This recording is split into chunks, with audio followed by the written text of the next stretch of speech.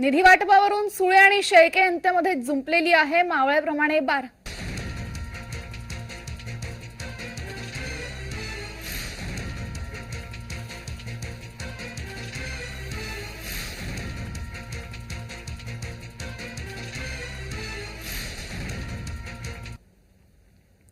पुण्यामध्ये जिल्हा नियोजनाची बैठक आयोजित करण्यात आली होती। या बैठकीमध्ये पवार कुटुंबातील दुरावा दिसलाय।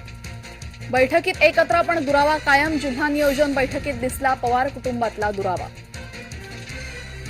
अजित पवार काकांच्या बाजूला बसले पण दोन खुर्च्या सोडूनच।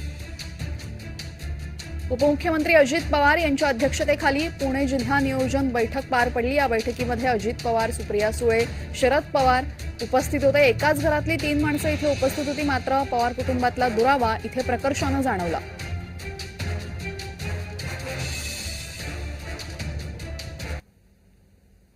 निधी वाटपासंदर्भात सुळे आणि शेळकेंमध्ये जुंपलीय।